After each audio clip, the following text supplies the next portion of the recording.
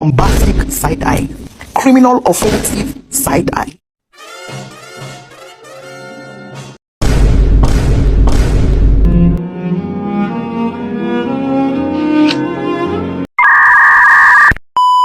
Assalamualaikum warahmatullahi wabarakatuh. Kami dari kelompok 2 dengan saya sendiri Anissa Fitri dengan NIM 241400048. Saya sendiri Nur Aisyah Nasir dengan NIM 24140012. Dan saya sendiri Agustina dengan NIM 24140022. Dan saya Narfazia dengan NIM 24140005. Assalamualaikum warahmatullahi wabarakatuh. Saya Anissa Fitri akan menjelaskan tentang definisi dari tuberkulosis dan faktor risiko penyebab tuberkulosis. Nah, yang pertama, definisi dari tuberkulosis. Tuberkulosis atau TB adalah penyakit infeksi menular yang disebabkan oleh bakteri Mycobacterium tuberculosis. Bakteri ini paling sering menyerang paru-paru, namun juga bisa menyerang organ lain seperti ginjal, tulang, otak, dan kelenjar getah bening. Penularan TB terjadi melalui udara, terutama saat penderita TB paru yang aktif, batuk, bersin, ataupun berbicara dan melepaskan droplet yang mengandung bakteri. Kemudian kita masuk ke faktor risiko tuberkulosis. Faktor risiko tuberkulosis dibagi menjadi dua, yaitu ada faktor risiko yang dapat diubah dan ada faktor risiko yang tidak dapat diubah. Nah, yang pertama, kita akan bahas faktor risiko yang dapat diubah, yaitu seperti kondisi lingkungan, seperti kita tinggal di tempat yang padat, ventilasi yang buruk, dan sanitasi yang tidak memadai. Kemudian gizi buruk, kekurangan gizi ini dapat melemahkan sistem kekebalan tubuh sehingga lebih rentan terhadap tuberkulosis. Kemudian kebiasaan merokok. Merokok dapat merusak paru-paru dan meningkatkan risiko infeksi tuberkulosis. Kemudian penggunaan alkohol atau obat terlarang. Penggunaan alkohol atau obat terlarang ini dapat melemahkan sistem imun tubuh. Kemudian ada kepatuhan pengobatan.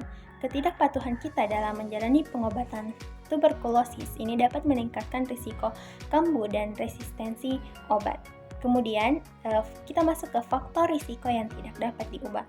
Yang pertama yaitu riwayat paparan, riwayat kontak dengan pasien TB sebelumnya.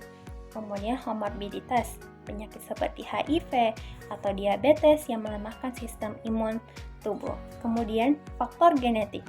Beberapa orang mungkin memiliki kerentanan genetik terhadap tuberkulosis.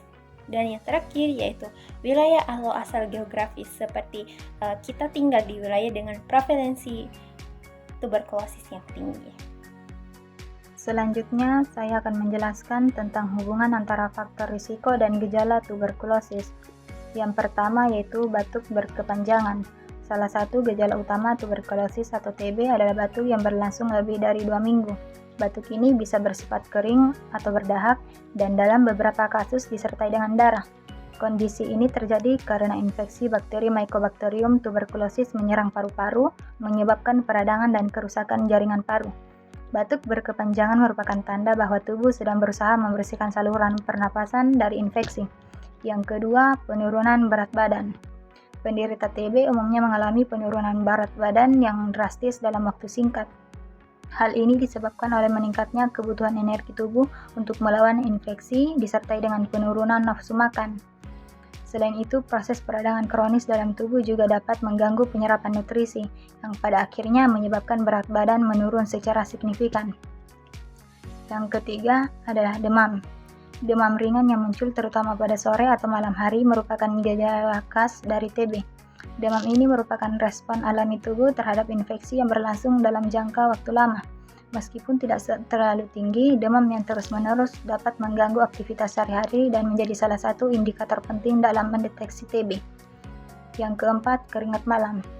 Gejala lain yang sering dialami penderita TB adalah keringat malam yang berlebihan, bahkan ketika suhu lingkungan tidak panas dan tanpa aktivitas fisik yang berat.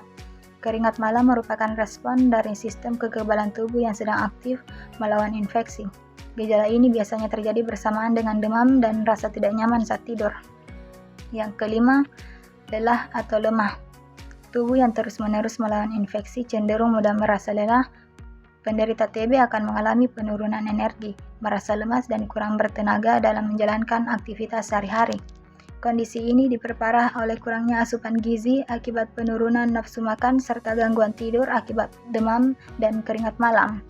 Yang keenam atau yang terakhir, nyeri dada. Nyeri dada sering dirasakan oleh penderita TB, terutama ketika batuk atau menarik nafas dalam. Hal ini disebabkan oleh peradangan pada jaringan paru-paru dan pleura selaput paru-paru yang menyebabkan rasa nyeri saat paru-paru mengembang. Gejala ini dapat menjadi indikator bahwa infeksi telah berkembang dan menyerang jaringan di sekitar paru-paru. Nah baik, selanjutnya itu adalah dampak pencegahan tuberkulosis. Tuberkulosis atau TB memiliki dampak signifikan pada kualitas hidup pasien dari berbagai aspek, termasuk fisik, psikologis, sosial, dan ekonomi. Berikut adalah penjelasan tentang bagaimana gangguan tuberkulosis memengaruhi masing-masing dimensi tersebut. Yang pertama, ada dampak fisik. A. Penurunan berat badan dan kelelahan. Infeksi tuberkulosis sering menyebabkan pasien kehilangan berat badan secara drastis dan mengalami kelelahan kronis sehingga sulit menjalani aktivitas sehari-hari. B. Yaitu gangguan pernapasan.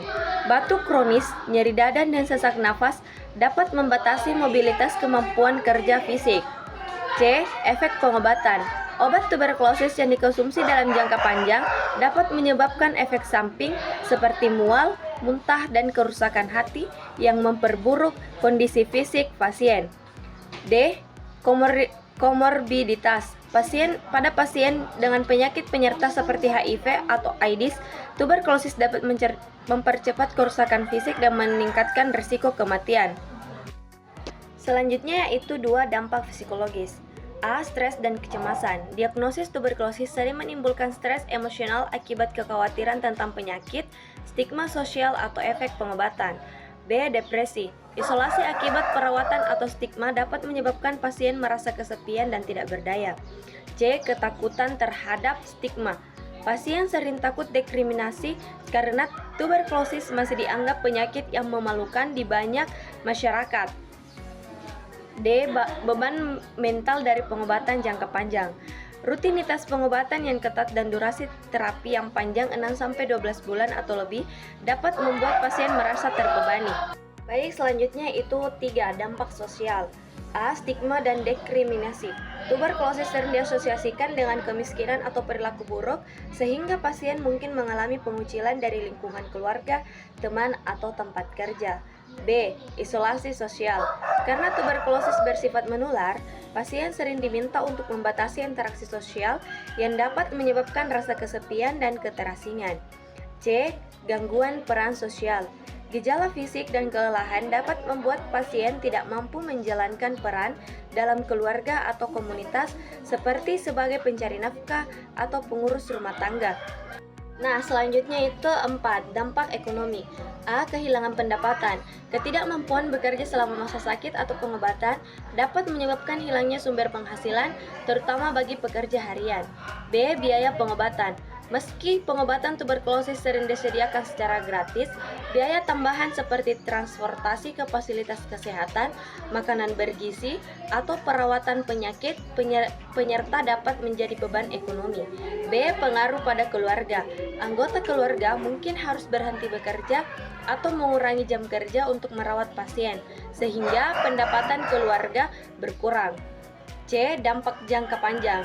Pasien yang mengalami komplikasi atau tuberkulosis resisten obat atau MDR TB memerlukan perawatan lebih lama dan lebih mahal yang semakin membebani ekonomi. Penanganan dan perbaikan gaya hidup untuk mengurangi risiko. Yang pertama, kepatuhan pada pengobatan. Kepatuhan pada pengobatan terbagi atas menjadi 3. Yang pertama, ikuti rencana pengobatan. Pastikan untuk menjalani pengobatan TB sesuai anjuran dokter, biasanya 6-12 bulan, meskipun gejala sudah membaik. Yang kedua, pantau efek samping. Laporkan efek samping obat seperti mual atau ruam kulit kepada tenaga kesehatan agar dapat ditangani dengan tepat. Yang ketiga, gunakan program DOTS atau Direct Observant Treatment atau STROT course. Program ini memastikan pasien minum obat dengan pengawasan petugas kesehatan untuk mencegah resistensi obat. Yang kedua, perbaikan pola hidup. Perbaikan pola hidup terbagi atas beberapa. Yang pertama, konsumsi makanan bergizi seimbang. Konsumsi makanan bergizi seimbang termasuk protein dari daging tanpa lemak, telur, ikan, atau kacang-kacangan. Yang kedua, vitamin dan mineral seperti vitamin C, A, dan E untuk meningkatkan imunitas. Yang ketiga, karbohidrat kompleks untuk menambah energi. Yang terakhir, hindari makanan yang terlalu berminyak atau pedas yang dapat memicu mual akibat obat. Yang kedua, berhenti merokok. Merokok dapat memperburuk kerusakan paru-paru dan meningkatkan risiko kambuh. Yang ketiga, lakukan olahraga ringan. Lakukan olahraga ringan seperti jalan kaki, yoga, atau peregangan untuk menjaga stamina. Yang keempat, hindari aktivitas yang berat. Hindari aktivitas yang berat hingga tubuh benar-benar pulih. Yang kelima, menjaga kebersihan dan lingkungan. Yang pertama, ventilasi yang baik. Pastikan ruangan memiliki sirkulasi udara yang baik untuk mencegah penularan. Yang kedua, gunakan masker saat batuk atau di tempat umum untuk melindungi orang lain. Yang ketiga, higiene pribadi. Tutup mulut saat batuk dan cuci tangan secara rutin untuk mencegah penyebaran bakteri. Itulah tadi hasil dari video presentasi kami. Lebih dan kurangnya mohon dimaafkan. Billahi fisabilil haq wastabil khairas. Wassalamualaikum warahmatullahi wabarakatuh.